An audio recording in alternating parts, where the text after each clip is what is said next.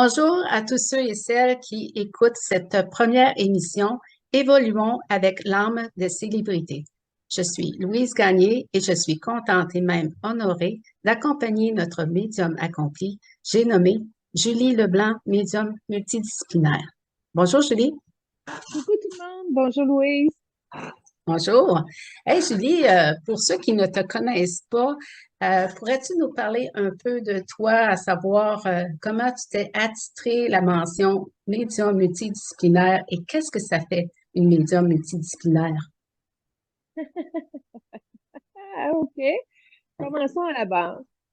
Pour vous résumer l'histoire, j'avais 3 ans et puis je soulageais les migraines de ma mère, c'est-à-dire je mettais mes mains sur sa tête, je prenais des grandes respirations, je montais en haut, j'allais voir des angles de lumière, je descendais de la lumière et je rebalançais, si on peut dire, la tête de ma mère. Et puis, après plusieurs reprises de répétition de l'expérience, à un moment donné, j'ai transmis à ma mère, dans la petite innocence de petite fille de 3 ans, qu'elle était capable de se l'enlever elle-même, qu'elle était capable de s'auto-traiter.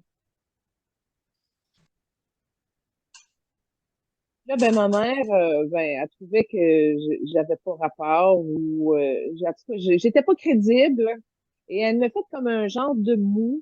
Et puis, je suis remontée en haut, je dis, regarde, là, ils sont pas prêtes. Fait que moi, ça me tente pas de me battre. Et puis, je me rappelle de tout ça en conscience. Et je dis, non, on rouvrira plus tard quand ils vont être prêts. Ça n'a pas été négociable. Fait que j'ai eu un genre d'enfance normale, plate, en attendant que mais je captais quand même s'il y avait des entités dans ma chambre, si, bon, bon, à partir de ce moment-là, quand j'ai quitté mes parents à l'âge de 20 ans, ben, j'ai rouvert grâce à Drunvalo Melchizedek, entre autres. Et là, ben, j'ai comme rattrapé ce que j'avais comme mis de côté.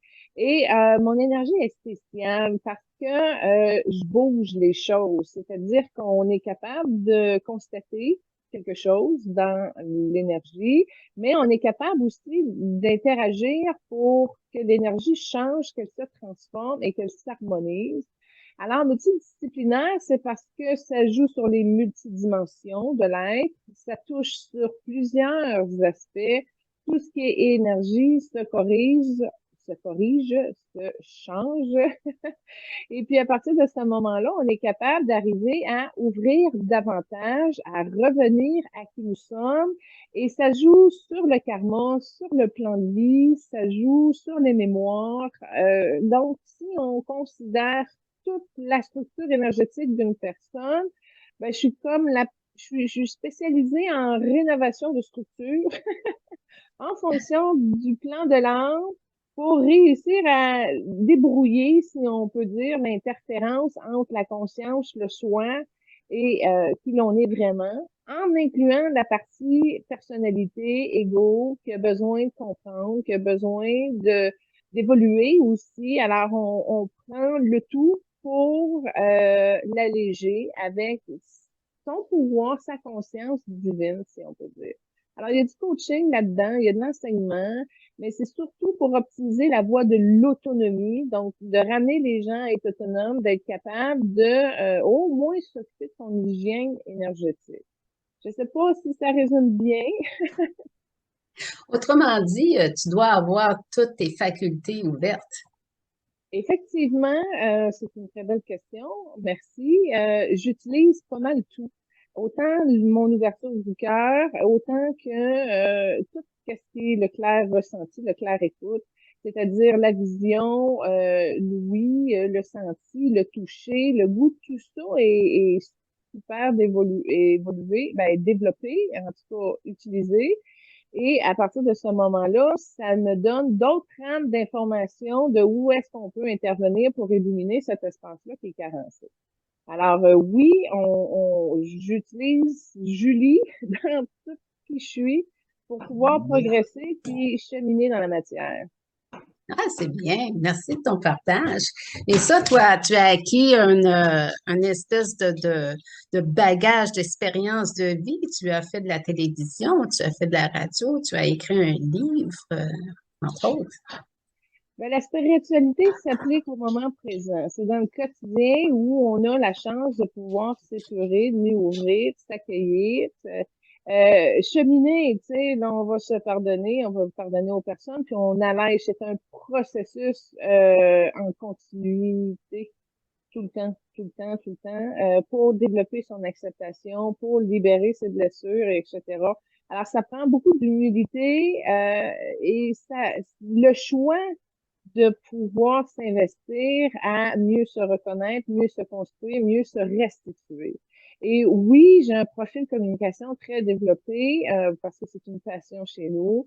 Même c'est une partie des cours que j'ai fait à l'université. J'adore l'aspect communication dans la vie, que ce soit au niveau écrit, que ce soit au niveau parlé, radio ou télévision. Que ce soit des chroniques, des livres, oui, je sais pas, j'ai développé ma capacité de mieux communiquer et je l'ai appliqué à toutes mes sens, mon processus automatique énergétique de lumière et je suis capable de le transmettre. Alors, ça me sert, que ce soit des conférences, que ce soit n'importe quoi, ben, ça me fait plaisir de pouvoir échanger de quelque chose où je me construis à travers tout ça, puis j'aime célébrer, j'aime partager, j'aime rassembler. Alors, tout ça, c'est en communion pour faire avancer la cause humaine. Ça fait partie de ma mission. Et toi, je sais que tu es mère de 4 enfants, tu fais des méditations guidées, des ateliers, des soins énergétiques. Avec tout ça, c'est comment que tu trouves un équilibre dans ta vie? Ben, c'est dans l'accueil, OK? C'est-à-dire qu'on me propose des missions, puis je balance dans mon cœur si ça peut vraiment servir, mais il y en a des fois, c'est temps perdu, je les laisse passer. Je les On ne laisse peut pas passer, toutes les mais sauver. toujours non, mais toujours dans une optique de compassion, puis je les bénis. Tu sais, je participe quand même, même s'il y a un nom au bout de ça. Mais bon, premièrement, mère de 4 enfants, ça a été particulier parce que j'ai pu me connecter avec chacune des âmes avant leur incarnation. J'ai évolué mon plan de vie parce que j'étais destinée à la base à 2 enfants et je sais comment j'ai créé le changement dans mon plan de vie, puis comment je suis arrivée à 4. C'est tout quelque chose que j'ai passé en conscience et c'est pour ça aussi que c'est une expérience merveilleuse. Vite, vite, 4 enfants sans épidural, sans césarienne, sans accouchement, dont 2 jumeaux dans ma deuxième grossesse finalement. Et j'ai été obligée de travailler avec l'âme parce que ma fille jumelle, elle avait remonté de bord. Je peux pas m'égarer là-dessus, mais bref, je l'ai amenée en contactant son âme de se retourner de bord parce que maman voulait pas avoir de césarienne et tout ça. Alors, on a réussi à travailler avec l'âme. Ça, c'est dans ma vingtaine que je les ai eus, mes 4 enfants. Et je suis divorcée du père depuis, ça fait 12 ans que je suis célibataire. Et à ta question, la réponse c'est mon équilibre, je le trouve dans mon célibat. C'est spécial parce que, comme justement, mon entreprise, ben, c'est chargé, autant au niveau des soins, autant au niveau des consultations, des méditations et tout ce que je crée via mon entreprise. Euh, les enfants, quand ils sont avec moi, c'est quand même très, très, très intense, très chargé. J'ai souvent même pas l'énergie pour pouvoir travailler parce que c'est trop dense, c'est trop matière. Donc, dans le fond, une semaine des enfants, une semaine de l'entreprise, fait que le fait que je sois seule, ça contribue à mon équilibre parce que quand j'ai fini, ben, je peux me reposer, je peux prendre du temps pour moi, je peux développer davantage mes talents, ma création. C'est comme si le tiers de mon équilibre est le temps pour moi. Alors, si j'avais, exemple, un partenaire, ben là, je serais obligée d'avoir 4 quarts, puis le temps pour soi, il est comme un peu plus difficile. Fait que je sais pas, pour l'instant, vu que ça fait 12 ans que je suis célibataire, je te dirais que c'est une clé de mon équilibre. Ah, c'est bien, hein? Chacun la trouve à sa façon. Oui, Ben, tout à merci pour fait. ce partage. C'est à mon tour maintenant. Oui, Louise, premièrement, j'aimerais te remercier de ta participation passion. Alors, pour expliquer les faits rapidement avant de te présenter, c'est que j'ai fait avec Radio Unicité, une radio web, pendant 15 semaines, une chronique célébrité avec l'animateur, le monde de Sylvie Chapelle. Et au bout de 15 émissions, ben, on est arrivé à une situation où j'ai décidé finalement de me retourner de bord et d'opter pour la voie de l'autonomie avec cette émission. Ceci dit, pendant que je faisais mes chroniques auprès de cette émission-là, j'ai réussi à rassembler, si on peut dire, des fidèles auditrices, en fait, 4 madames qui ont toutes écouté les émissions, et je précise, hein, 4 dames en conscience, éveillées, en cheminement spirituel et qui gravitent aussi autour de mon environnement, c'est-à-dire qu'ils ont suivi, exemple, des méditations, des ateliers, ils ont fait des consultations. Donc, c'est des personnes qui étaient enthousiastes de me partager leur avis sur ce qu'ils avaient vécu pendant qu'elles écoutaient l'émission et qui ont pris plaisir à partager l'information. Hey, j'ai vu ça, j'ai vécu ça, il s'est passé ça. Alors, j'avais comme un focus group de Madame éveillée qui me faisait un retour sur la répercussion de la lecture des vedettes dans leur vie, dans leurs énergies. Et quand j'ai décidé de quitter l'émission, ben mon focus group que j'avais rassemblé, qui constitue, je vais les nommer, OK, Lynn Nadeau, Lynn Gagné, Hélène Quevion et Louise Gagné. Et puis, en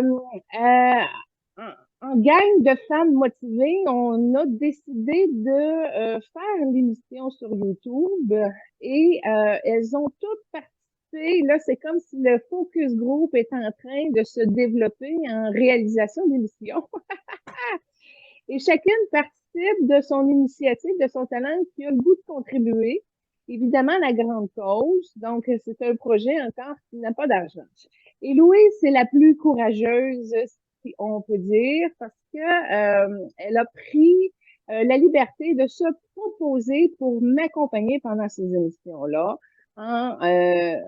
en voulant contribuer à l'animation. Alors, Louise, premièrement, merci beaucoup. Tu as été une militaire au niveau de l'armée canadienne pendant plusieurs années. Alors, tu as déjà une rigueur et une discipline à apporter à ton mode de vie. Comment ton côté militaire t'a permis d'ouvrir, d'éveiller et de reconnaître justement ta voix et ton cheminement spirituel? Ah, je te dirais que l'armée n'a rien à voir avec le désir de vouloir évoluer spirituellement. Je te dirais que je tiens ça du côté de ma famille. L'armée, par contre, m'a aidé à, à m'entraîner, à développer ma personnalité pour la communication, pour la recherche d'informations, pour avoir une autodiscipline, faire des plans pour arriver à un résultat voulu. Donc, l'armée, je dirais pas qu'elle aurait eu un rôle à jouer dans ma passion de l'éveil spirituel parce que moi, je trouve ça, c'est complètement différent. C'est une autre passion. Euh, Par contre, l'armée, oui, m'a aidé beaucoup à sortir de ma zone de confort parce qu'on sait que l'armée nous apprend à réagir aux situations. Il nous prépare dans ce sens. Donc, on évolue, on apprend, puis on réagit avec qu'est-ce qui nous est présenté. Euh, Est-ce que ça répond un peu à ta question? Oui, alors si on peut dire que tu as fait beaucoup de méditation guidée, ben là je parle d'avec moi parce que je connais pas toutes les portes et les avenues que tu as travaillé ta spiritualité, mais auprès de moi, ça fait des années qu'on médite ensemble, qu'on partage justement le contenu de certains ateliers, de consultations, etc. Donc, merci de bien vouloir contribuer à tout ça. Maintenant, Louise, si je peux me permettre, c'est celle qui voit le plus pas dans les personnes avec qui on évolue, là. C'est-à-dire que quand on fait des groupes et tout ça, ben Louise est en haut. C'est-à-dire celle qui voit le plus, celle qui est capable d'être autonome dans la méditation et d'arriver à ouvrir les portes qu'elle doit ouvrir ou les fermer, etc. Louise, ça fait quoi d'être super multi-sensationnelle et dimensionnelle? Et de se joindre, dans le fond, à un groupe ou même avec moi, quand que tout ça qui marche déjà. Ah, c'est une bonne question. Je pense que les élèves du groupe vont être contents d'avoir la réponse. Ça fait quoi d'avoir autant de talent puis de continuer à cheminer avec moi? Ben, je te dirais que au début, quand que j'ai développé cette passion-là, que je me suis dit que finalement, hey, je peux avoir du temps pour méditer parce que avant ça, avec les enfants, la carrière et tout, je me voyais pas avoir le temps. Donc, j'ai comme pris une prise de conscience aidée d'une autre médium pour me dire comment faire mes méditations. Ensuite, je t'ai connue et on a continué ensemble. Et moi, je vois pas ça comme me comparer aux autres. Je suis comme je suis. Si je peux aider d'autres là-dedans à les aider à grandir, à voir, à ressentir, tant mieux. Mais je veux dire, moi, personnellement, j'aime faire ça de groupe.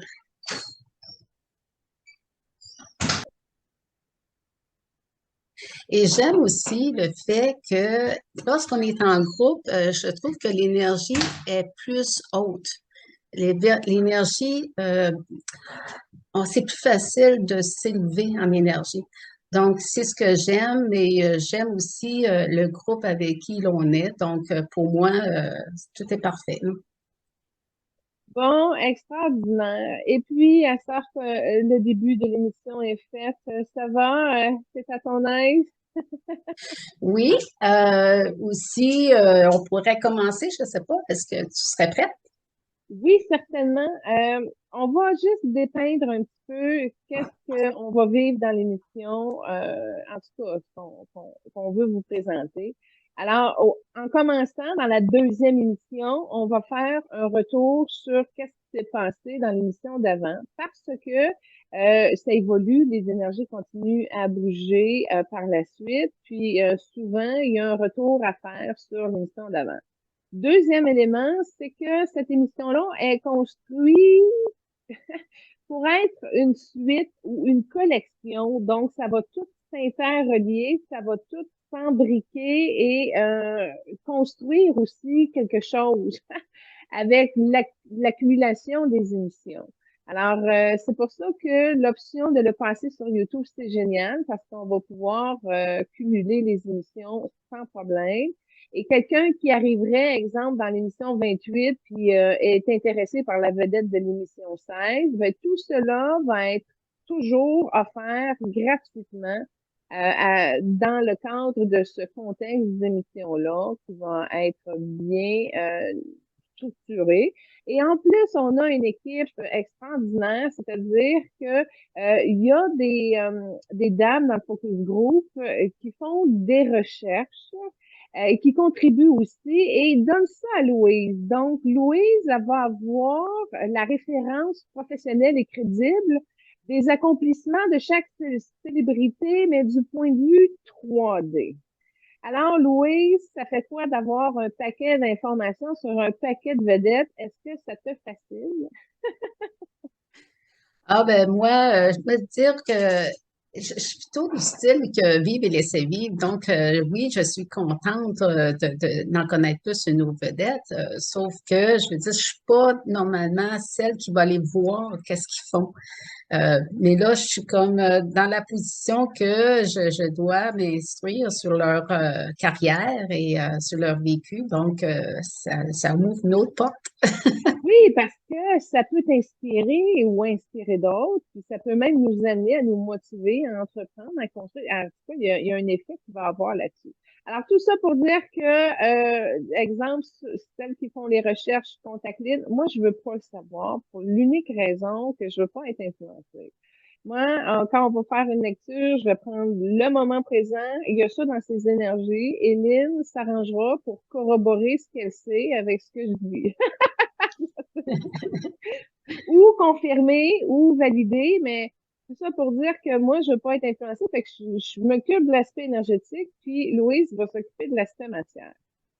Il y a un élément aussi qu'il y avait dans l'émission de la radio web, c'est qu'il y avait des pistes sonores entre chaque invité. Et là, c'est un petit peu plus corsé sur une émission de YouTube de passer de la musique à cause des droits d'auteur et etc. Alors, la solution qu'on a trouvée pour ça, c'est que sur la page Facebook, qui a le même nom que l'émission, c'est-à-dire émission, évoluons avec l'âme des célébrités, sur Facebook, ben, à chaque émission, vous allez avoir les pistes musicales proposées.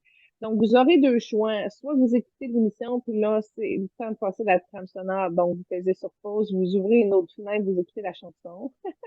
Ou soit vous le faites en deux parties, c'est-à-dire vous écoutez l'émission d'un coup, puis après ça, bon, on finit avec les quatre chansons à la fin que vous allez pouvoir écouter lorsque ça vous tente. Ou soit que vous vous en foutez de la musique, que vous laissez aller, il n'y a pas de problème. Mais c'est juste pour vous dire que je vais le continuer, ça, parce que je trouve que c'est important, l'aspect de la musique, ça peut nous entraîner à nous développer. En tout cas, le rythme est bon et je veux quand même le faire évoluer. Donc, c'est l'alternative que j'ai trouvée avec tout ça. Oui, vas-y, Louise. Si les gens ont des questions à te poser, comment tu pourrais leur répondre? Effectivement, par Facebook, c'est une bonne idée, c'est-à-dire que vous pouvez écrire un message sur la page émission Évoluant avec l'âme des célébrités. Par courriel, merci, célébrité, pas d'accent avec un S, à commercial, gmail.com. Donc, c'est l'adresse que j'ai prise pour l'émission. Puis, je prends en bas de chaque émission Facebook, YouTube, il y a une partie de commentaires. Alors, mais c'est ça, gênez-vous pas, là, par Facebook, c'est bien. Je vais l'avoir rapidement. C'est, c'est par là que ça peut passer, mais si vous n'êtes pas sur Facebook, mais le courriel, là. Merci, célébrité à commercial, gmail.com. Parfait. Est-ce qu'on commence avec notre première Certainement. célébrité? Est-ce que tu veux le présenter ou c'est moi? Ben, Ou... c'est une célébrité qu'on a choisie en groupe, l'émission d'aujourd'hui. Ça n'a pas été facile. En fait, on voulait commencer par Lady Di puis Harry à cause du couronnement de Charles III. Mais quand quelqu'un a proposé Kevin Costner, c'est comme si Whitney Houston est arrivée. est arrivée puis elle s'est installée dans mes énergies. Elle s'est assise là comme dans mes énergies avec un casque il était là dans le bodyguard, mais il était hors. Puis là, elle était prête à une entrevue, puis il y avait plein de monde qui était là, puis elle était contente, elle avait le goût de faire l'entrevue. Fait que quand j'ai vu qu'elle s'était placée pour donner une entrevue, ben, j'ai dit, bon, ben, on va commencer la première émission avec Je peux te dire que j'ai ressenti lorsque tu l'as nommé qu'elle s'est assise. C'est comme si elle est venue s'asseoir à ma place. Ah oui, hein, je sais Ouais, pas, elle est dans... c'est spécial. avec, elle est prête à donner une entrevue. Fait que c'est pour ça que je lui ai donné la priorité. Je vais regarde, Whitney, si t'es prête à donner une entrevue, on va te la donner. C'est aussi simple que ça. Bon, on commence par la personne vivante, mais je veux juste vous dire pour le restant des émissions, ce sera pas toujours deux vedettes. Là on voulait, à la suggestion de Louise, prendre le temps de faire le tour d'eux. Alors, à deux, ben, d'après moi, on va avoir le temps en deux. Mais dans nos idées, exemple, on voulait faire la famille Douglas, sont cinq, mais ça se peut qu'à un moment donné, on change de formule. Mais en tout cas, pour aujourd'hui, on voulait voir à deux qu'est-ce que ça faisait. Et c'est Louise qui a l'immense honneur de nous présenter le premier invité.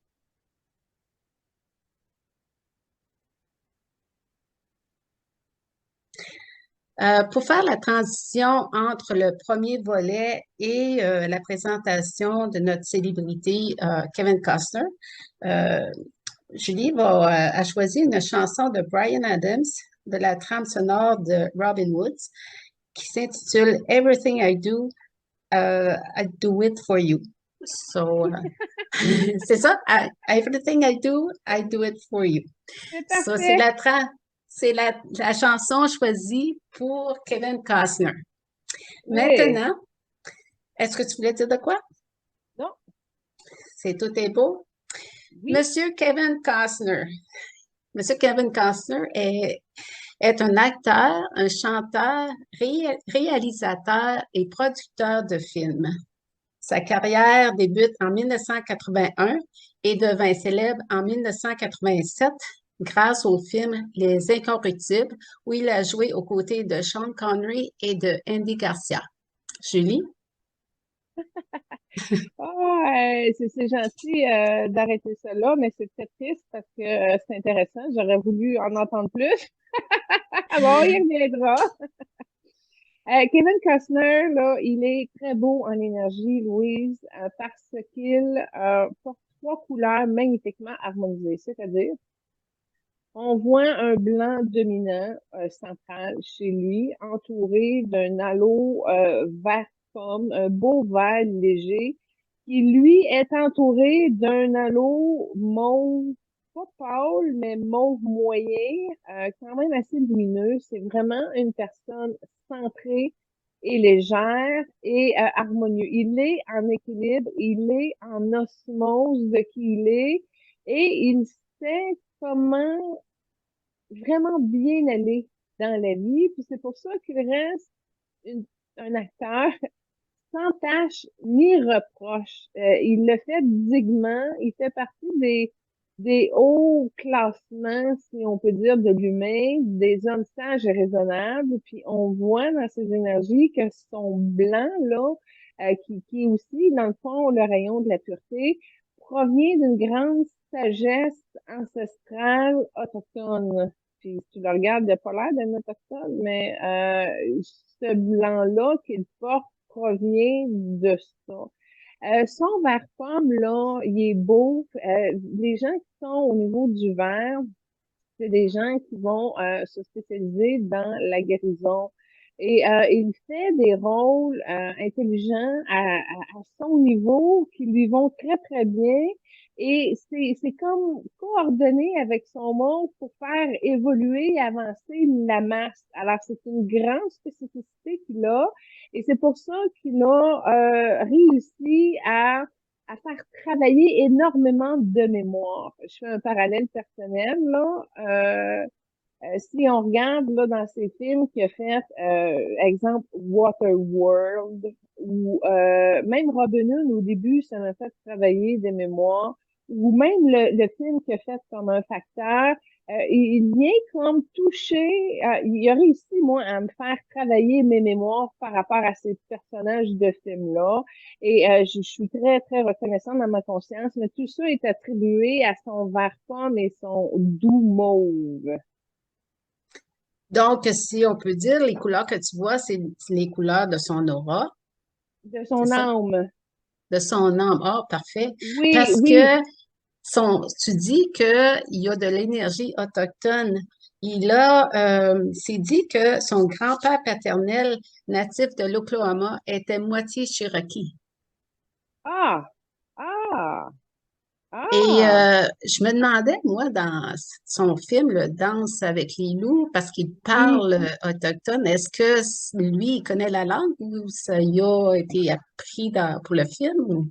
Ce que je vois, non, c'est qu'il y avait un travail à faire. Fait qu'il l'a bien fait, mais en même temps, effectivement, ça a eu une résonance ancestrale dans sa mémoire à lui. Puis c'est pour ça qu'il a vite pris le talent. Il a embarqué très confortablement là-dedans, même si c'est un travail à faire, parce qu'il a une aisance ancestrale, mais qui est moyennée avec le blanc porté dans son âme. En d'autres mots, c'est pas sa première culture autochtone près de la terre qu'il possède, d'où pourquoi il a pu récupérer le tout rapidement. Parfait. Je sais que Hélène demande, vu que ces films avec ces couleurs de l'âme, euh, est-ce que ces rôles, ces couleurs d'âme, est-ce qu'ils ont un rôle à jouer dans sa vie personnelle et dans le choix de ses rôles d'acteur? Dans le sens, où oui, parce qu'il est en résonance, il va aller chercher des vibrations ou est-ce qu'il le maîtrise parfaitement? Mais il a le talent de cheminer rapidement. C'est le pourquoi qu'il a réussi à s'estimer heureux de son bonheur, comme s'il le portait de façon manifeste par rapport à ses choix de carrière, mais ses choix de personnel. Mais si on regarde le cœur de Kevin Costner par rapport à ses choix personnels, il est fermé. Il est capable de l'ouvrir, mais par rapport à ses choix de cœur, c'est fermé. Mais c'est pas une sombre fermeture. C'est vraiment par choix où il a cet espace-là à guérir parce qu'il a joué un petit peu souvent avec le feu. Il a de la misère un peu à pardonner sur certaines situations. Puis, c'est enveloppé dans une dose de courage. Mais au niveau de sa communication, il est capable de garder le silence, ses roses autour de sa bouche. Puis c'est une personne qui devine de façon charmante les situations, comment elles peuvent arriver, puis il est capable de se placer ou de placer son talent en arrière pour repousser davantage l'énergie de colère qui peut graviter ça, c'est à peu près au niveau, c'est plus loin, c'est à peu près au niveau de la 16e dimension, à partir de son cœur, un petit peu plus loin. Fait qu'il est un petit peu désorganisé, très peu par rapport à sa lignée paternelle, mais c'est comme si sa voix, pas autochtone, mais c'est comme si dans son cœur, l'énergie naturelle coule toute seule. On le voit qu'il transige facilement l'énergie du feu, l'énergie de l'eau, l'énergie de la terre. Ça l'aide à accepter. Il s'est même libéré de beaucoup de sa blessure d'abandon pendant cette incarnation. Il est capable aussi de renifler. On voit qu'il y a du flair pour saisir les belles occasions, de générer plus de lumière. Il y a une belle droiture dans sa structure énergétique, puis c'est un homme de principe, c'est un homme de conviction, puis c'est un homme de cœur, mais qui a de la blessure d'abandon, puis qui a une difficulté à pardonner. Son verre, en d'autres mots, il pourrait être plus fort, il pourrait être plus foncé comme un beau verre émeraude. Mais il y a quand même de la tempérance, il y a quand même un goût de vivre, il y a quand même ah, un grand cœur immense qui rassemble. Puis là, je le vois, c'est comme s'il y a trois familles qui collent sur son cœur. C'est comme s'il est une grande famille agrandie par lui-même. Est-ce que tu as des informations sur sa famille, Louise? Ben justement, il a eu deux mariages dans sa vie et une relation brève avec une femme, donc il a eu un enfant d'elle. En tout, il a 7 enfants. Ah! Wow! 7 enfants? Hey, savais-tu ça avant de faire l'émission qu'il y avait 7 enfants? C'est vraiment un secret bien gardé, cette information-là. Non, moi, je ne le savais pas. C'est comme je te dis, moi, je suis pas les artistes dans une vie privée. Ben, Mais là, avec la recherche, oui, je l'ai su. on va mettre une trame sonore maintenant de Kevin Costner qui joue de la guitare et qui fait une pièce avec une de ses filles qui s'appelle Lily Costner. Fait qu'on va mettre ça comme deuxième trame sonore de Kevin. Mais ceux qui jouent de la guitare électrique, ça non plus, hein? On regarde sa haute stature et sa grande classe, là, on l'imagine pas en train de beuger sur un micro à guitare électrique. Non, vraiment, non. Ça, pour moi, je ne suis pas au courant de ça, qu'il jouait de la musique. Ah, il est multi-talent, puis en plus, il cultive sa fonction intellectuelle. Moi, je le vois le matin, il prend le temps de lire le journal, il prend le temps de se tenir informé. C'est une personne engagée, hein. Encore là, je vois pas sur quelle note précisément qu'il s'investit au niveau des causes, mais quand on regarde là, son apport, il y a un petit bleuté qui se joint là dans l'aura, pas au niveau des couleurs de l'âme. Fait que, à cause de ce bleuté-là, on voit qu'il y a un sens actif à la communauté. Puis, c'est comme aussi une partie de son implication à la progression que je parlais au début avec les couleurs de son âme. Est-ce que tu as quelque chose aussi au niveau de ses implications? C'est,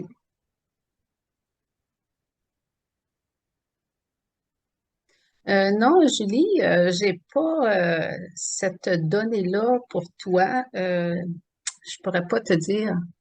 Ben, ce que je peux te dire, c'est que la manière que son bleu, il est comme, c'est un bleu poudre, mais avec un petit peu de gris, on le voit qu'il y a, je sais pas où on le voit, mais il y a une parole qui est capable d'amener pour son processus d'évolution de masse, là.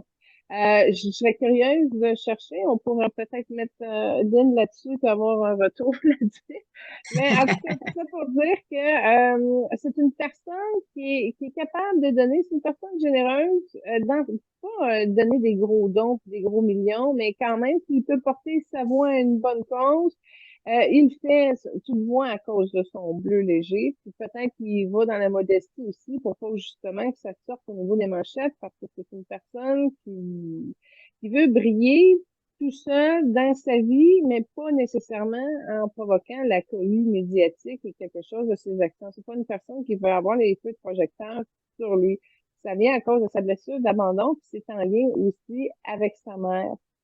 As-tu su sa filmographie? Combien de films a-t-il fait? Oui, il a fait plus de 57 films et il a eu beaucoup de prix de reconnaissance aussi, là. Je sais pas si tu veux parler Euh, de ça. ben oui, parce que j'ai eu 5-6 flashs très, très rapidement où il est honoré, il est content d'avoir un.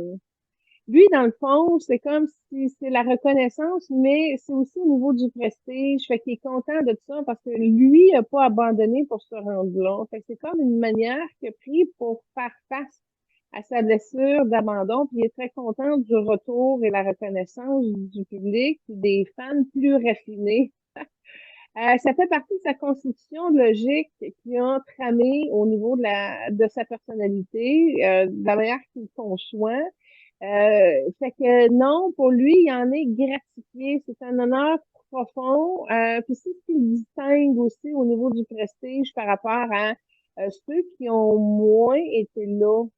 On le voit que c'est un acteur durable au niveau des décennies, mais je le vois à 80 ans, puis il tourne encore des films. C'est vraiment quelqu'un qui n'aura pas arrêté de toute sa vie. C'est particulier là-dessus. Fait qu'il est rendu à 57, il est rendu à 68 ans, tu disais tantôt.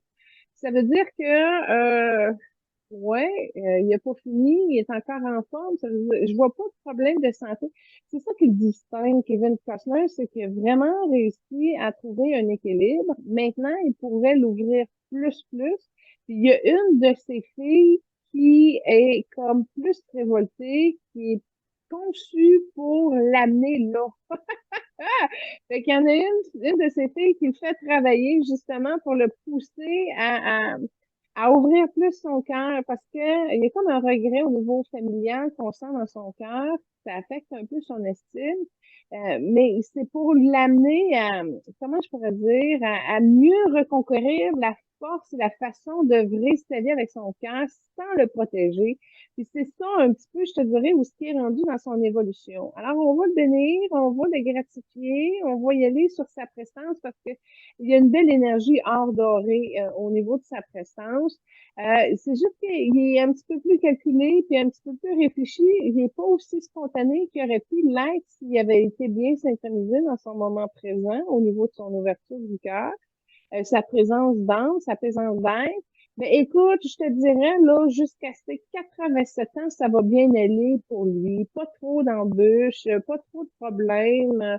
Il y a vraiment, il le sait, là, il est estimé d'avoir trouvé une manière de vérité pour être qu'il est à sa propre façon, puis que ça aille bien et que ça coule pendant des décennies.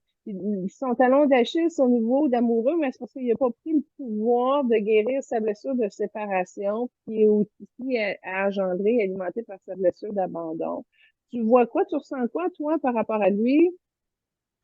Ben moi, je pourrais te dire qu'en fin de semaine, je l'ai comme scanné énergétiquement, puis tout de suite, j'ai ressenti un poids au chakra cœur.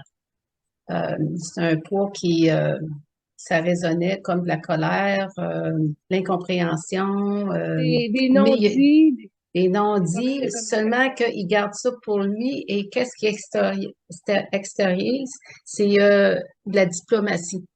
Il va garder son sang-froid pour, pas normalement, tu sais, quelqu'un pourrait dire des choses mauvaises sur les personnes à qui ont de la rancœur, mais pas lui. Lui, il va garder quand même une diplomatie dans les situations qui lui arrivent quand il expose les faits, maintenant. C'est ce que j'ai ressenti. Bon, pendant que tu parlais, ça l'a entouré Kevin de Rose. Ah, Effectivement, parfait. c'est très juste. Puis en l'identifiant comme ça, la solution elle s'est appliquée tout de suite. Il y a besoin de plus d'amour, c'est juste ça. Plus de rose pour faire fondre justement des fits compliqués. Puis, tu sais, ça dérange sa fille, elle pousse vraiment dedans. Pas Lily qui joue de la guitare, ça serait une autre. Il faudrait, genre, les photos de sa famille, je te dirais c'est laquelle, là. Ben, on n'ira pas là OK. aujourd'hui, on les a pas, les photos de ses enfants. Mais en tout cas, fait que, effectivement, son blocage est là et aussi l'aide énergétique est à ce niveau-là pour vraiment l'aider à parer avec l'énergie de Rose une meilleure connexion avec son cœur, avec son ressenti, qui a essayé d'engourdir un peu. On le voit qu'il est il est un peu jaloux, mais il est tout le temps dans le détachement avec sa partie charmante. Fait que ça l'a sauvé beaucoup. Puis effectivement, ces problèmes de communication en amour, il préfère laisser aller à cause de la blessure d'abandon. Fait que c'est la partie, dans le fond, la plus faible, si on peut dire, où on va semer toutes nos prières, nos intentions de réussite, d'intégrer encore plus pour ne pas se sentir coupable quand il prend la parole pour réparer. Puis c'est ça qui le met malaisant avec les femmes. Fait que ça, si on peut comme juste investir à qu'il puisse s'aimer plus, puis retrouver sa confiance. Puis c'est drôle, dans cette direction-là, c'est le rayon jaune, puis c'est le rayon vert qui vont pouvoir l'aider à faire une transition, puis il va guérir un mal de sa lignée familiale, maternelle. Parce que ce que je vois, je pense que c'est sa grand-mère, dans la deuxième génération, qui avait aussi la même fragilité et qui jouait sur son incapacité d'acceptation. Fait que c'est comme son énergie féminine, c'est son féminin, de son côté féminin qui est blessé, si on peut dire. Et ça se sépare avec la compassion du rose, le rayon de la paix du jaune et son blanc aussi qui devrait s'intégrer dans ce processus de révolution-là, vraiment pour pas que ça passe dans la révolte et qu'il accepte aussi facilement que de prendre un café. Ah, Ouais, c'est bien parfait. ouais, Parce que, ça, ça présente quelque chose en même temps. Mais en oui, tout ben, cas, j'ai, oui, j'ai plus de questions provenant des auditeurs. ben, Donc, il y a beaucoup de, ah oui, des questions des auditeurs. Il y a beaucoup de, il y a beaucoup de talent, hein. On le voit, il maîtrise le golf, il maîtrise le billard, il maîtrise le baseball, il a même joué au hockey. Fait que, il a le don du sport très prononcé, mais avec un niveau de talent. C'est pas pour rien qu'il a fait le pro, parce qu'il est vraiment bon. Mais ça n'a pas été trop forçant pour lui ou trop de trucage pour l'équipe, etc. Parce qu'il est bien centré, parce qu'il est bien ancré, parce qu'il est bien aligné, ben, il fait pas mal tout sans effort. C'est ça qui est charmant, qui contribue à son niveau d'être confortable dans qui il est, d'avoir l'aisance de pouvoir dire, bon, ben, OK, regarde, on va ouvrir plus, on va bouger plus, puis en ayant la capacité aussi de combiner ce qu'il aime sans faire trop d'efforts, comme exemple, le baseball. Il a fait 2 films de baseball. Je sais pas si tu les as vus. Mais oh que oui. il y a... Ah oui, hein? Ah oui. Lequel que t'as aimé, toi, c'est quoi ton préféré de Kevin ou tes Ah, moi, préférés? j'ai adoré Chant de rêve. Ah oui? Ah, ouais, moi, j'ai beaucoup aimé ce film-là. Ça travaille la foi, hein? Oui, Ah! mais c'est le paranormal et c'est pas seulement le paranormal. Dans ce film-là, moi, c'est bizarre à dire, hein, mais c'est comme si je respirais l'air frais, l'air du dehors, mais par en dedans, pas, pas par l'extérieur, mais par en dedans. C'est comme si ça me ramenait à l'essence de ma jeunesse quand je prenais une bonne bouffée d'air. C'est qu'est-ce que ça me fait, ce film-là. Ça me ramène à là.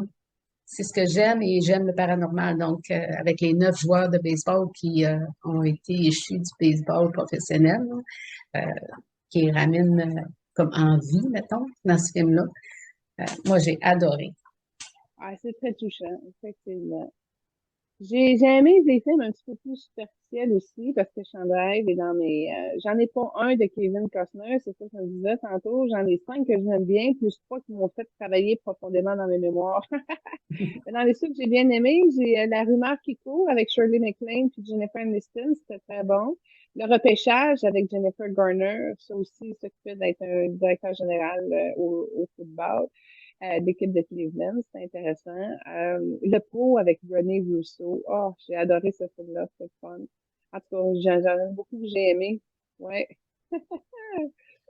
Louise, si on conclut sur Kevin Costner, as-tu des informations au niveau des recherches de choses qui t'ont surprise ou que tu aimerais partager avec nous? Surprise, je pourrais pas dire que c'était toutes des choses surprenantes parce qu'on sait comment il est bon et quand il joue, qu'il acte dans les films, il est de nature naturelle. C'est comme si ce C'est serait semblant. naturel. Mais C'est par contre, semblant qu'il vienne de là. ouais, et ce que j'ai trouvé curieux par contre, c'est que j'ai vu qu'il y avait aussi eu des prix bonbons. J'appelle ça des prix bonbons. C'est que il a eu le prix du mauvais acteur dans le film Robin Hood. Il aurait eu le prix du mauvais acteur et le prix du film le pire remake ou séquentiel avec le film Wyatt Earp. Et le pire image, mauvais acteur et mauvais directeur avec le film Le Facteur Postman. J'ai trouvé ça vraiment, parce que moi, Postman, j'ai adoré ce film-là, là. Robin Hood aussi, Wyatt Earp, je l'ai aimé aussi, mais qui n'a pas eu, mettons, une reconnaissance dans ces films-là, ça, puis même une mauvaise reconnaissance, ça m'a quand même intriguée. Puis, mais moi, il est quand même un bon acteur pour moi, le meilleur même. Bon, pour son prix de bonbon de Robin Hood, là, ce que j'ai vu, c'est vraiment une partie karmique qui lui a amené à fracasser son ego. C'est comme s'il y avait un travail pour un retour à la modestie. Ça fait partie, pas de ce qui l'a scrappé un peu, mais c'est comme si ça fait partie d'une importante façon de se transformer comme pour aller plus près de son miroir intérieur. Comment je peux t'expliquer ça? Premièrement, à un moment donné, je le vois, c'est comme un genre de roi, mais c'est pas le roi, c'est un haut placé près du roi. Et il, il s'occupe, si on peut dire, de la tournée artistique de certains artistes qui sont là pour la satisfaction du roi. Puis, quand il passe là, au niveau des planches de théâtre, il est très injuste, si on peut dire, dans sa façon de critiquer ou de diriger cette troupe-là. Il y avait quand même un bon spectacle et tout ça, mais dans sa nature de cette époque-là, il était très intransigeant, puis je te dirais, c'est un petit peu un retour de ça. Parce que c'est comme une force qui l'a amené parce que son Robin Hood, il a bien été fait en passant, là, dans le sens il y a un sentiment de satisfaction à l'intérieur de son cœur. Il est content de son personnage, il est content du résultat du film. Maintenant, si les critiques ont essayé de se coller puis de passer à côté, ben, il reste quand même content et lumineux. Ça, il est dans l'énergie jaune de son aura qui le confirme. Donc, ça y a pas vraiment laissé de marque, de tâche, mais ça y a juste comme émietté de l'ego suffisamment pour passer ce mauvais karma-là avec cette troupe-là qu'il y avait autrefois. Puis en même temps, c'est comme s'il a compris qu'est-ce que ça peut faire des gens qui arrivent avec une mauvaise intention de critique ou de ne pas vouloir reconnaître quoi que ce soit. Ça a été son retour karmique par rapport à ça. Ces autres prix bonbons, je te dirais, tu sais, comme tu me parlais du facteur, j'ai vu qu'il y a eu une baisse, il y a eu une petite déception, mais pas assez pour le creuser dans une couleur sombre ou que ça l'affecte réellement. Fait qu'il a comme quand même été protégé, même s'il a été un peu déçu puis que ça a baissé. Et oui. As-tu quelque chose à dire, Louis? Ben, tu dis qu'à un moment donné, il y avait eu comme un petit creux dans sa carrière cinématographique. En effet, c'est dit que euh, quand il a subi pas mal de revers ou quelque chose, Kevin s'est retourné à son autre passion, qui est la musique. Il a formé un groupe, Kevin Costner and Modern West. Il a rencontré un certain succès et il a publié 3 albums, donc Untold Truth en 2009, Turn It On en 2010 et From Where I Stand en 2011. Fait qu'il s'est retourné vers la musique, puis après, il est retourné au film. Ça marchait pas, la musique, ça n'a pas eu le vent qu'il aurait aimé, mais il est satisfait de l'avoir fait. C'est drôle, il se rapproche de son grand-père paternel par rapport à ça. Je vois que dans sa famille, il y a une culture du banjo. En tout cas, c'est intéressant. Il l'a fait, mais je renchérirais avec les problèmes amoureux. Je sais pas si c'est une séparation qu'il y a là. C'est comme à un moment donné, il est passé dans une phase où c'est comme si ça calait, mais un peu. Et puis là, il y a eu comme un retour aux questions existentielles, puis il s'est comme réaligné, puis oui, il n'a pas fini, il n'y a pas le choix parce que lui, sa présence passe par son charme, puis c'est comme si quand il se laisse aller à guitare électrique, il devient comme une autre personne, mais beaucoup moins attirante. Et c'est pour ça aussi que ça comme pas levé, mais c'est vrai, c'est un beau passe-temps, puis tant mieux s'il peut y aller à ce niveau-là. Mais je te dirais, c'est plus une passe à cause de justement l'absence d'ouverture du cœur qu'il a pu avoir. Puis j'irais même plus loin, c'est qu'il est revenu comme à un point d'ouverture. C'est un point d'ouverture, mais c'est comme si le blanc l'a poussé dans le rouge au niveau de son chakra cœur, puis là, il a décidé de donner une autre chance parce qu'il avait arrêté de vouloir aimer. C'est comme si cette séparation-là, à cette période-là, avait laissé comme un gros manque, puis il avait comme laissé aller. C'est pas du désespoir, mais à un moment donné, il s'est comme ressaisi, puis c'est pour ça qu'il s'est reconcentré à avancer. Mais il n'y a pas à être déçu de ce qu'il a créé parce qu'au niveau de son âme, elle est satisfaite. Fait qu'il faut vraiment qu'il y ait un pont de lumière entre l'âme et son niveau de satisfaction pour que la personnalité matière puisse absorber cette satisfaction-là, puis le devenir aussi, et être plus flexible par rapport aux critiques plus chiantes. Wow. Si on peut faire, mettons, un lien avec lui et notre prochaine célébrité, Whitney Houston. Lynn, elle a une question qui est curieuse de savoir si Kevin Costner avait été amoureux de Whitney Houston parce qu'il y a des dires sur Internet qu'il l'aurait été, mais qu'en réalité, ce n'était pas vraiment le cas. Il était juste ami. Donc, il y a eu un genre de discussion à ce sujet-là sur Internet. OK, merci pour la question. OK, OK, voilà, c'est très simple.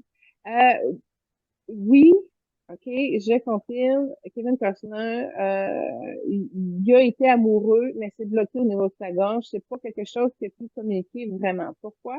Parce que Whitney n'était pas réceptive.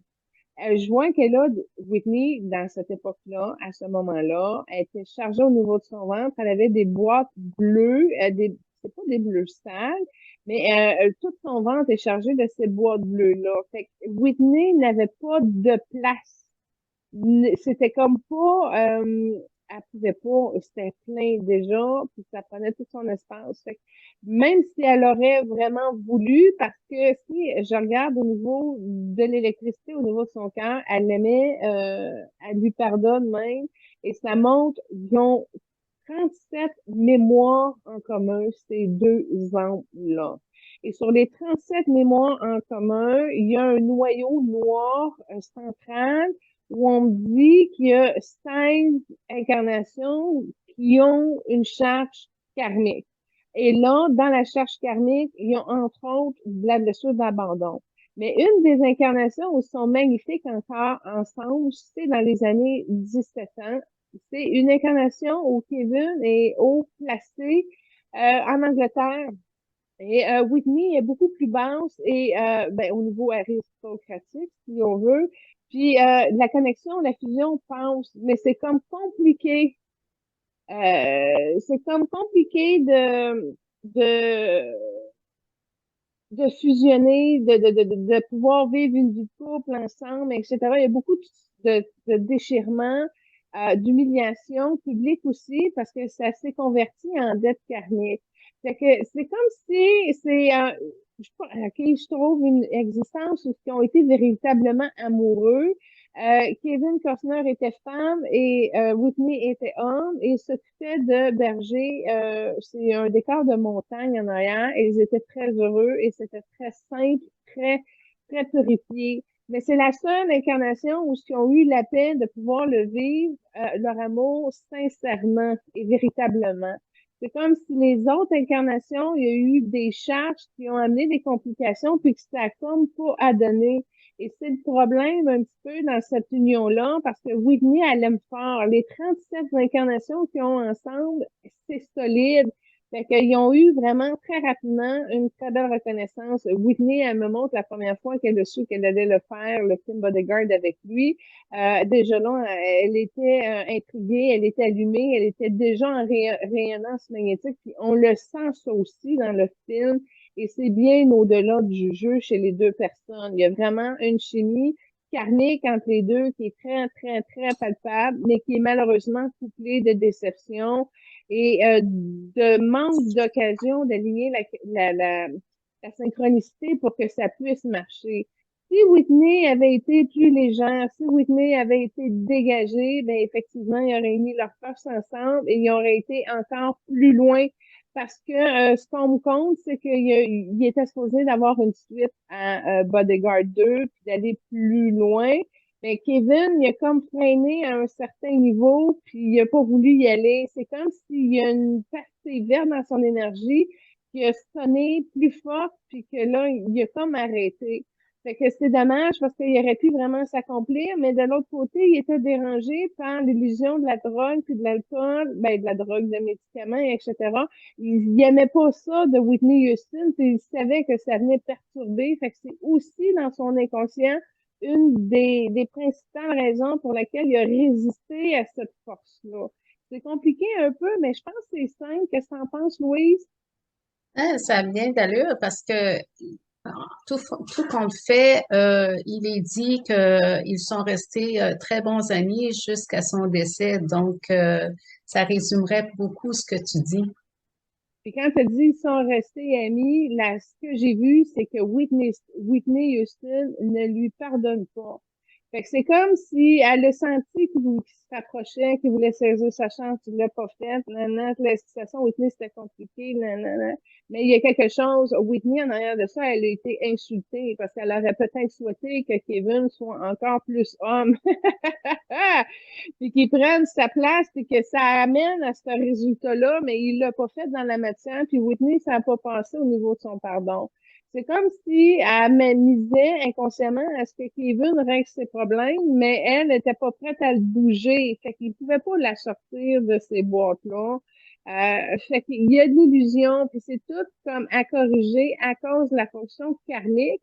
La fonction karmique, elle est très chargée aussi sur le côté familial de Whitney avec ses mères, ben sa mère puis une gang de femmes de sa famille où c'est pas mal compliqué, qu'il y a beaucoup de religion là-dedans, qu'il y a des blessures. Whitney, elle pardonne pas à son père, elle est pas capable de parler, elle est en tension, elle est dérangée par la nature de l'homme, si on peut dire.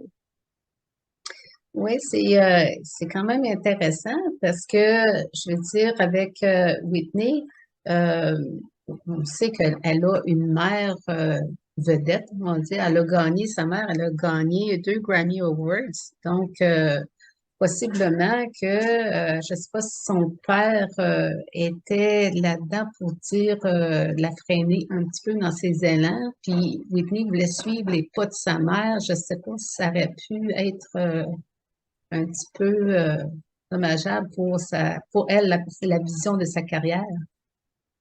Ce que j'ai vu pendant que tu parlais, c'est qu'elle était rendue une femme, là, Whitney, aux alentours de 20 ans. Elle a une bouteille d'alcool à la main, puis elle veut se séparer de cette image-là par rapport à sa mère, par rapport à ses parents. Fait que, elle a été en révolte. Ça lui a servi sûrement à se faire un nom, puis à avancer. Mais à un certain niveau, Clouk, ça l'a comme bloqué et empêché à Whitney de pardonner. Ben écoute, on va faire une coupure avec la transition de Divo Kevin, où est-ce que malheureusement ça marche pas, puis on va leur souhaiter que ça soit moins fatigant dans leur prochaine 38e incarnation, si il y a rencontre à nouveau. Mais ce que je peux vous dire, c'est que quand Whitney est arrivée avec son Cast Queen of the Night, la chanson est arrivée, j'ai eu des frissons partout. Alors, pour faire la transition avec Whitney Houston, Queen of the Night, provenant justement de la trame sonore de Bodyguard.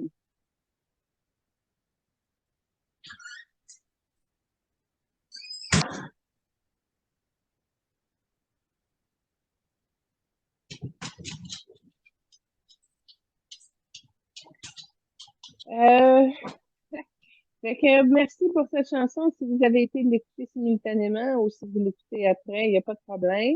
Je vais juste vous faire un retour. Louise, tu as lu, je ne sais pas si tu es rendu à ce chapitre-là, mais en 2016, j'ai écrit un livre, Guérir avec les stars.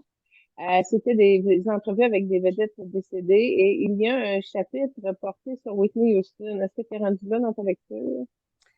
Non, malheureusement, j'ai pas eu grand temps pour lire, mais je devrais prendre plus de temps cet été, courant de l'été. Oui, parce que tu avais dit, je vais le prendre tout de suite, mais c'est mon projet de vacances cet été. Oui. Ben, en fait, je vais te brûler la surprise du volume. Alors, je suis désolée, je vais dire qu'est-ce qu'il y avait dans le chapitre. C'est correct.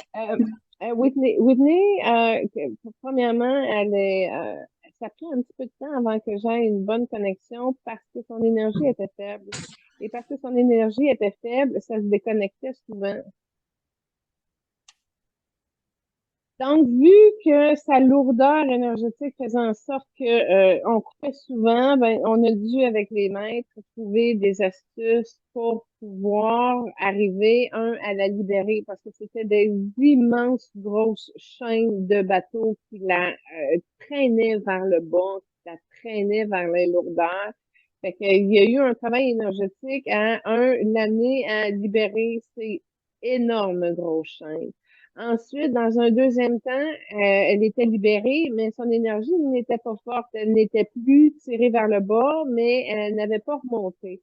Alors, elle est partie à un moment cheminer avec des guides de lumière de haut niveau et à un moment donné, elle m'est revenue dans un beau corridor c'est comme si le corridor arrivait, là, comme un beau pont de lumière. Puis là, à un moment donné, elle est arrivée. Mais je vous parle de ça en version accélérée, là.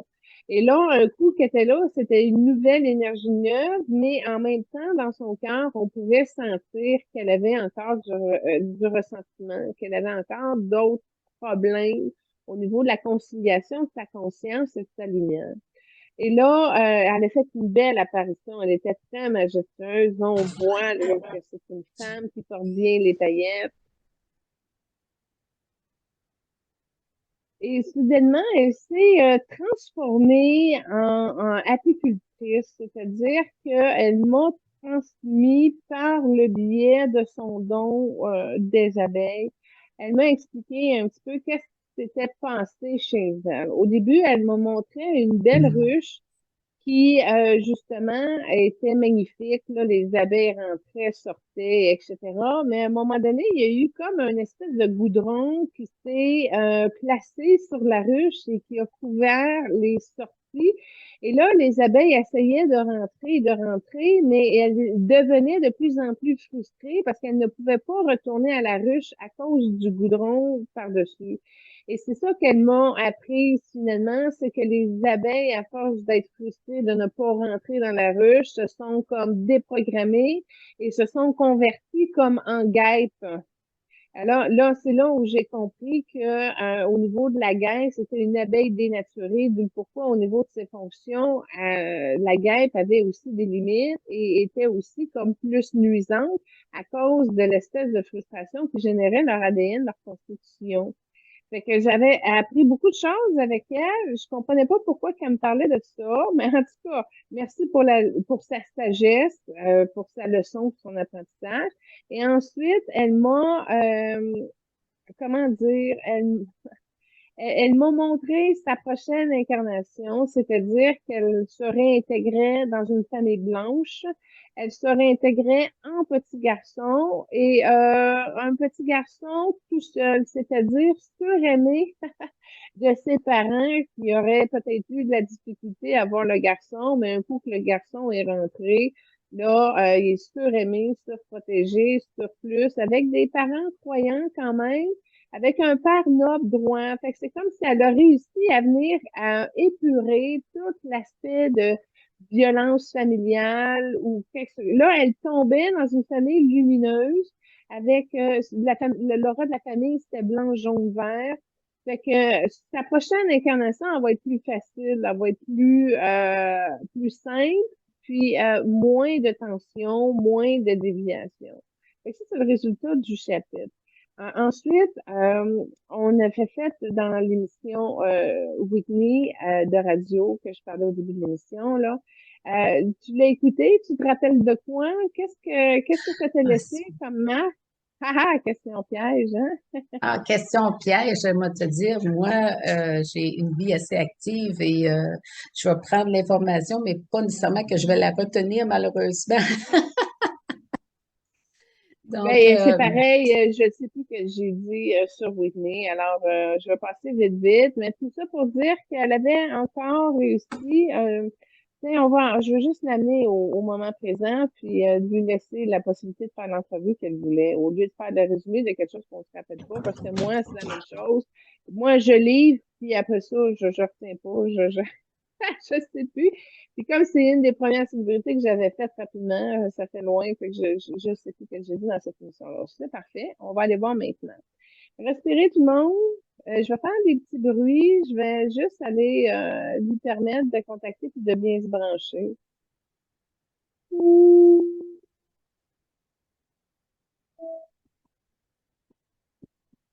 on n'entend pas bien.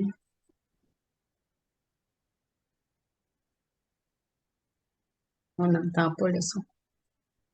Oh, merci de me le dire. C'est dommage. Bon, ben quand même, j'ai réussi à faire mon branchement pareil. Elle va bien, elle va mieux. Elle est moins dans la confusion qu'elle l'était. Elle est très heureuse. C'est comme si le manque d'affection du public et de la reconnaissance de son talent, c'est-à-dire de l'amour inné des femmes, lui manque définitivement.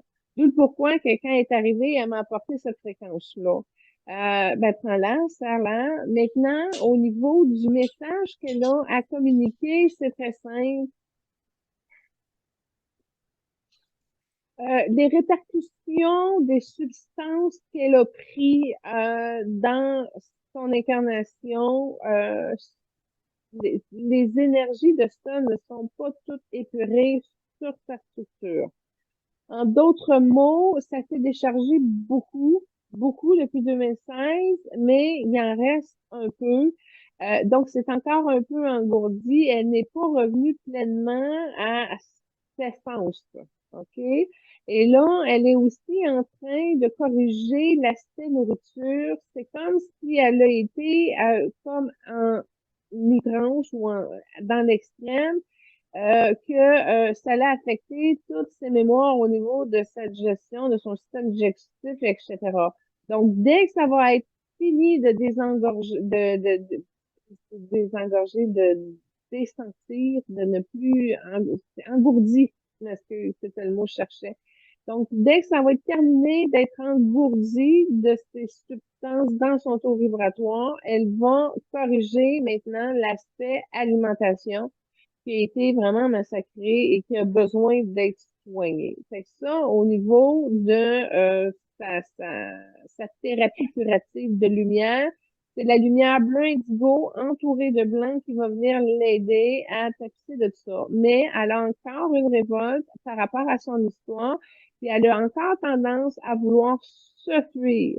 C'est comme si à un moment donné, l'émotion est trop forte, qu'elle se dédouble puis elle se déconnecte de qui elle est. Et ça, c'est un Melchizedek qui va venir lui travailler au niveau en dessous de son pied, dans le fond, qui vient mettre comme un genre de pin pour qu'elle puisse rester accrochée quand elle va avoir le réflexe de vouloir se dédoubler.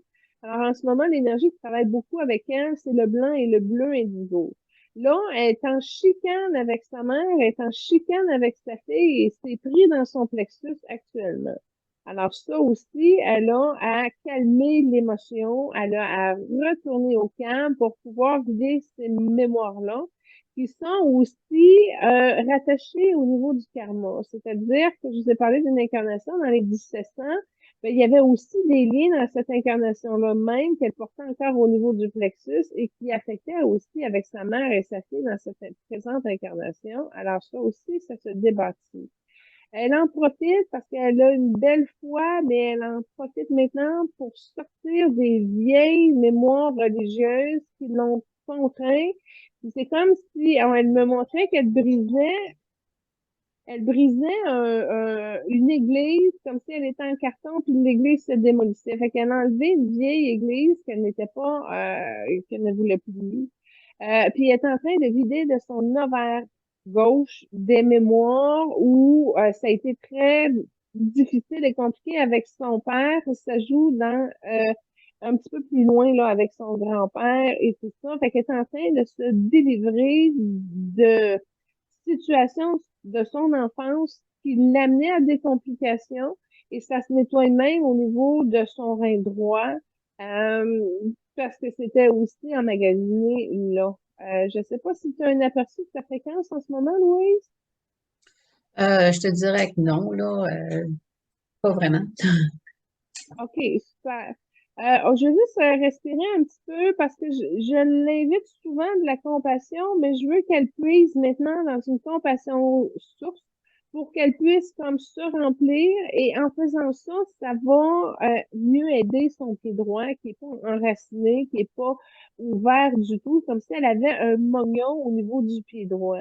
Alors, c'est comme si l'absorption de cette grande compassion-là va comme faire réapparaître son pied, puis va pouvoir comme l'amener à mieux s'ancrer.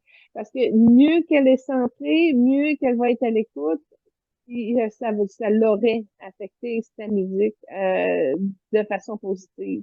Et là, elle se débloque, se dégage d'un vieux cube bleu indigo noir sali, justement, probablement en lien avec du karma de sa musique dans cette incarnation aussi. Ben, pas le karma de la musique, mais de ce qu'elle a vécu auprès de l'industrie musicale ou quoi que ce soit. Bref, elle est prête à tomber ce vieux cube-là. Moi, elle dit, dans le fond, que le fait de partager son expérience avec d'autres enrichit son expérience terrestre. Alors, mieux s'amuser, mieux partager, ça fait partie des valeurs qu'elle veut passer à nous dans son message, dans son système là, d'entrevue. Elle trouve que les gens deviennent révoltés trop vite et la révolte est comme inférieure à la vibration occasionnée par un cœur qui s'amuse, un cœur qui est en joie. Mais elle a à corriger au niveau de ses cellules parce que son amusement a été comme détrôné ou corrompu, si on peut dire, avec la part de substance. Et aussi, avec son attraction sexuelle, elle a essayé beaucoup de le fuir dans la sexualité. Elle a ça au niveau de sa femme sacrée. Je mets une belle fleur jaune pâle, jaune crème lumineuse, brillante, dorée, là, à ce niveau-là, pour qu'elle puisse nettoyer et refaire la femme de qui elle est, en libérant l'abandon qui l'a poussé à s'auto-condamner dans des situations sans issue. Et là, tu vois, elle vient rentrer dans un courant vert émeraude à la limite, mais plus haut, je te dirais, au niveau de la 22e dimension, pour qu'elle puisse apporter de la guérison à partir de ce niveau-là. jusqu'à la résonance du cœur. Donc, qu'elle puisse faire comme un cheminement d'introspection qui va l'aider à mieux calculer, balancer par le rayon vert et l'amener justement à pouvoir se libérer de ces vieux chaînes calculateurs qui l'ont non servi à l'expansion de son cœur et de son âme. Puis, on a déposé dans le fin fond de son pied droit qui s'est enraciné un petit peu plus tôt, là, un autre, c'est Whitney qui est allée accepter de libérer encore plus de souffrance auprès de la terre-mère, comme si elle s'était recueillie à sa façon pour pouvoir dénouer et dégommer ce qui a empêché son ego de se dégager de la souffrance parce qu'elle veut pardonner encore plus loin, puis tu vois, elle a eu le courage de faire un autre pardon au niveau de son père. Je vous dirais qu'elle n'a pas fini son cheminement, évolution karmique, mais là, au moins, il a assisté d'un petit peu plus de vert, puis un petit peu plus loin, un petit peu de mauve. Fait que c'est comme si elle va y arriver en étapes. Elle est déçue de ça. Elle aurait voulu embarquer dans le train et faire la route au complet. Mais à chaque fois que je la vois, on enlève encore une autre couche. Mais là, au moins, elle peut y arriver par étapes. Puis au début, c'était bien difficile d'y arriver. Mais elle a vraiment beaucoup d'amour pour ce que les femmes ont sacrifié sur Terre. Puis c'est une bonne guide pour aider justement à évoluer sur cette thématique-là.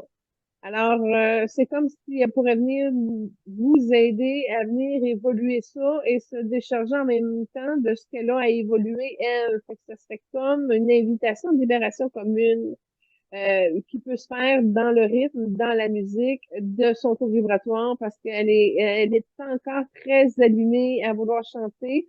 En fait, dans son cœur, quand elle se permettait de chanter, on voit dans son cœur qu'elle a un beau diamant.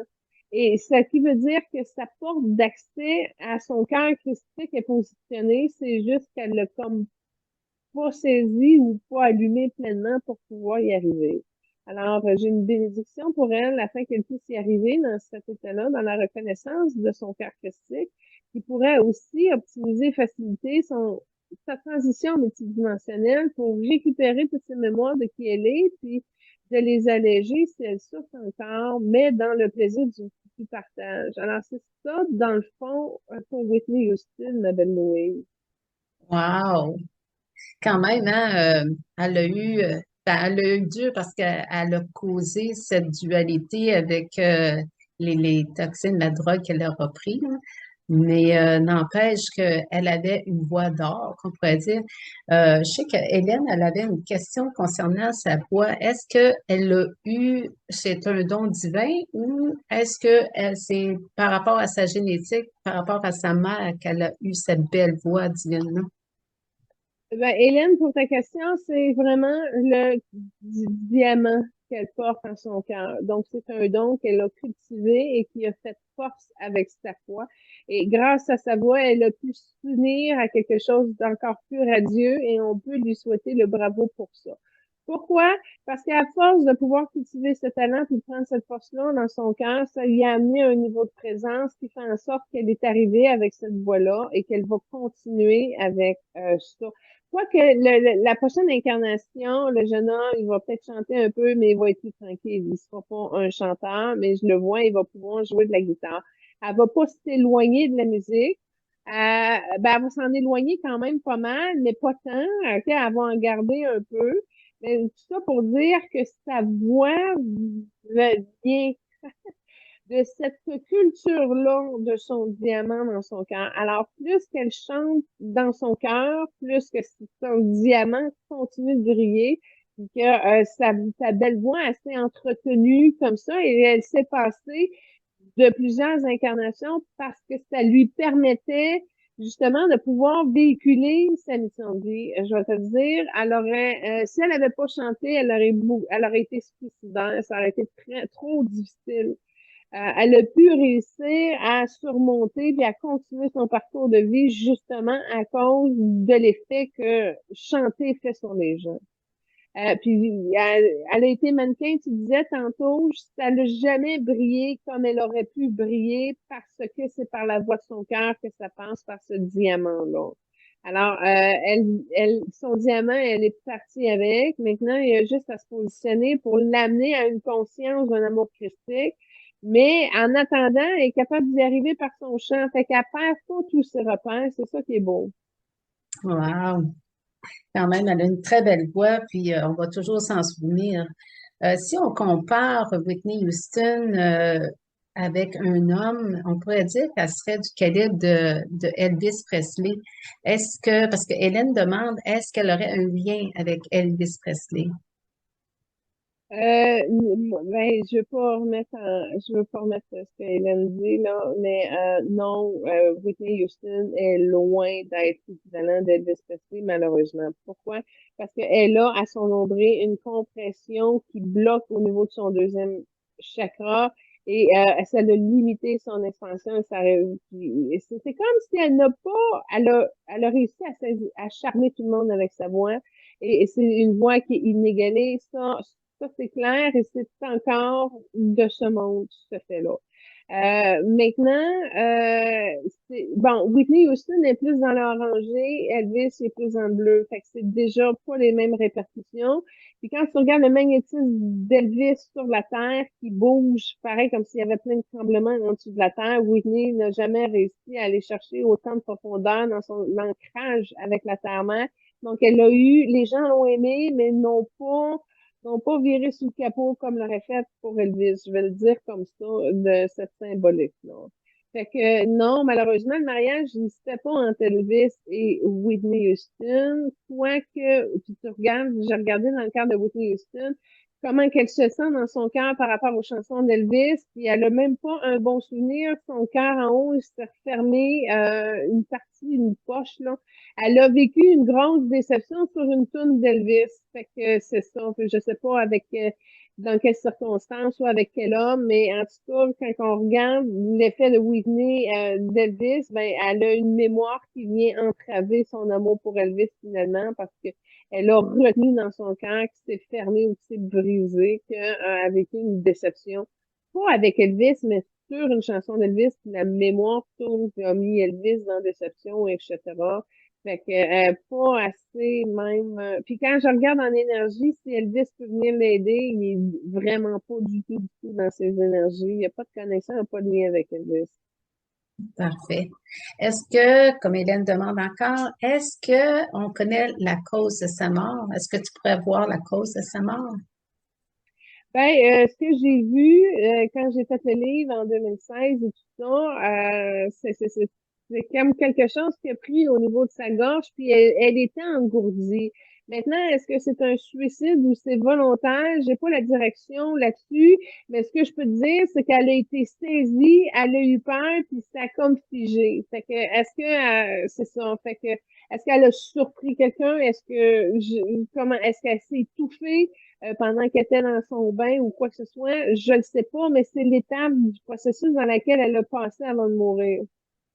OK, parce que il y a le médium, je ne sais pas si tu connais Tyler Henry, il est dans le coin d'Hollywood, et puis à la demande du mari de Whitney, Bobby Brown, il aurait dit que Whitney, par son entremise à lui, Whitney aurait dit que la cause de sa mort serait reliée avec un problème cardiaque.